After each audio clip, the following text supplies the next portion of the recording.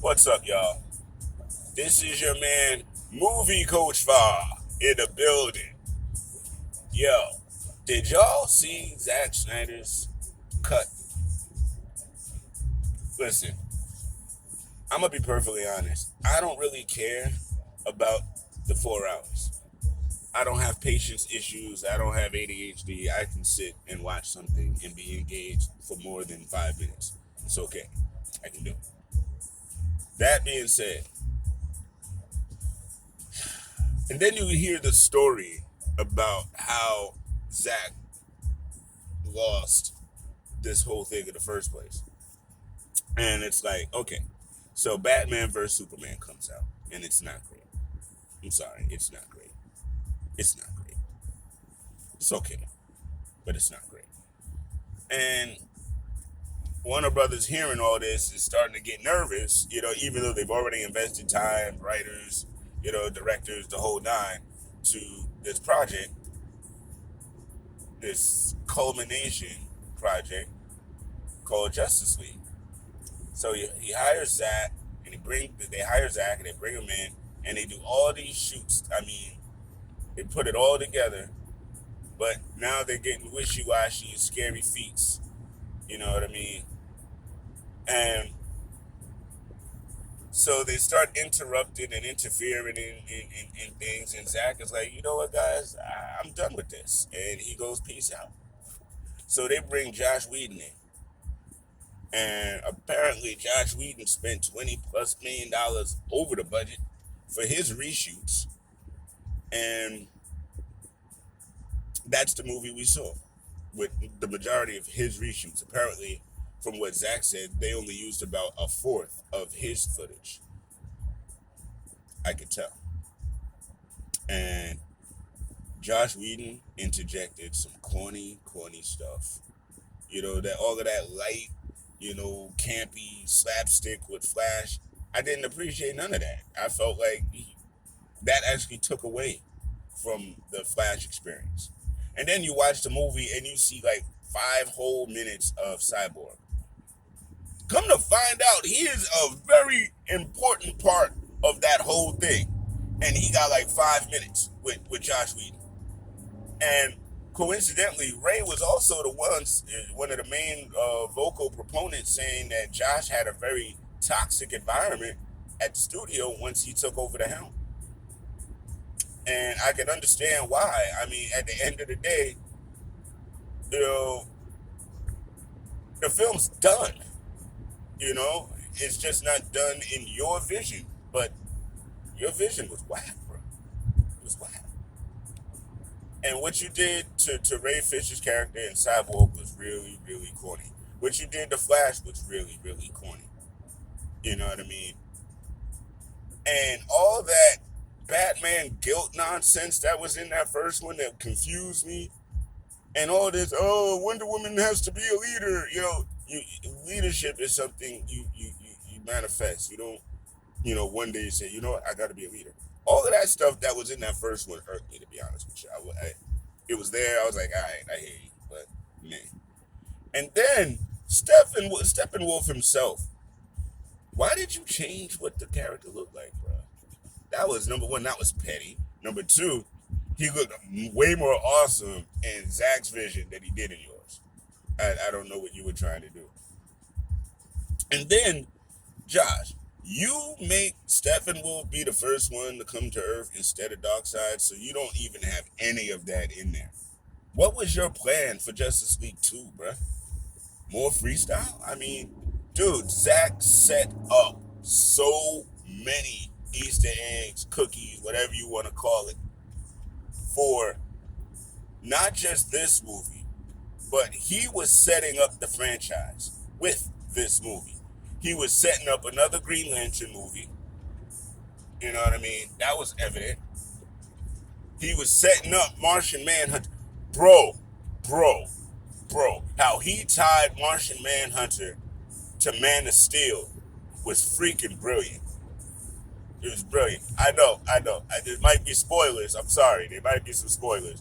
But I'm not going in. I'm just, over a high level overview. so to speak. But yeah, listen, he set up stories for Darkseid and all kinds of stuff that I really, really wish was in the original theatrical release that I spent money on and saw. I mean, they fleshed out so much stuff, Silas Stone and all that. I mean, yo, why were we robbed of this? That's my biggest question right now. Because I'll be perfectly honest. After I saw Justice League, I was like, you know what? I'm good with DCEU right now. You know what I mean? I saw Man of Steel, loved Man of Steel. Saw Batman vs Superman, did not love that.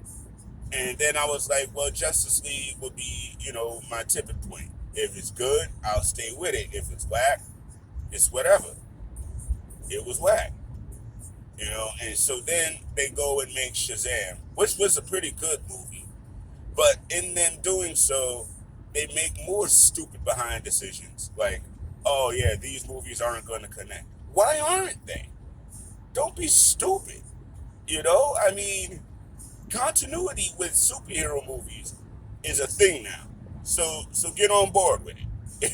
You know what I'm saying? It makes the overall story that much better. So get on board with it. So Zack, man, and again, I don't like everything Zack Snyder does. Let's keep that 200 and 1,000% up, because I don't. But this was very well worth it.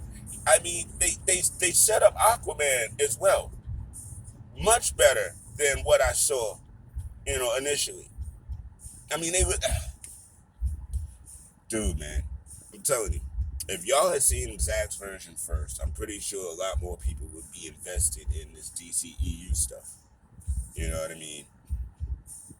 So it's just like the NBA, man, and with coaching. You know what I mean? When you have good coaching, things can happen. Even if you don't have the best actors or the best script, you got good directing, things can happen. If you got hardworking players, maybe not the most talented players in the world, but they're hardworking, they're dedicated, and they're committed, and you got a great coach, you can do a lot of things with that. You know what I mean? So that's kind of how I equate this. Joss, on this particular event, was not a good coach. Now, again, I've seen Avengers and all that, and yo, Buffy the Vampire Slayer was a dope show. You know what I mean? Ain't nobody taking nothing away from Joss Whedon. I'm just like, maybe he was trying too hard to make this movie in his vision or something like that. But there's so much that he added that was unnecessary, I feel like. And then you go back to that whole controversy about Henry Cavill and the mustache. It's like, when you look at it though, if you know the story of Zack's shoots, they didn't need to do reshoots because it was done.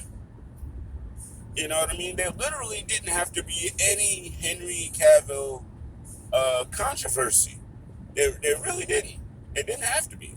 And that's what I find some of the most interesting bits of all of this is all of this stuff ended up having a whole lot of controversy for no reason. And if they had just stuck to Zack, they have no controversy with Superman, and they end up with a better product. Huh. Sometimes it's just not worth making noise, right? Now, I guess my next wonder is very simply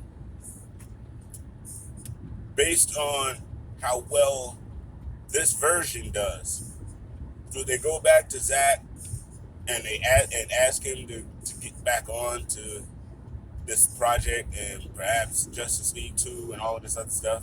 And perhaps they go back and say, okay, no, we can do continuity now because this piece works. Because it did, actually. It really did. You know what I mean? And I'm not the only one who feels that way. My wife watched it. I watched the whole joint yesterday and turned it back on last night, and I'm 2 hours deep into it. You know what I mean? And when I get home from work today, I'm going to watch the rest and be just happy again. And then we got Falcon and Winter Soldier dropping today as well. So you know we gonna definitely jump up into that because we were all up in the WandaVision series, and that was excellent. That was excellent. I enjoyed that very, very much. Very, very much. That's right. Coach Fa does the movies too. So thank y'all for tuning in to my waxing poetic on Zack Snyder's director's cut 4 hour excellent jump off. I hope they turn that joint into a DVD so I could actually cop that. You know, and I'm mad at Josh for giving me that whack ass version. You know what I mean? I'm really mad at you, man. You owe us all money, bruh. You owe us money. And Zach, yo, I hope you get your vindication off this, bro. Because yeah, this was heat. This was heat. Heat rocks. Out of here.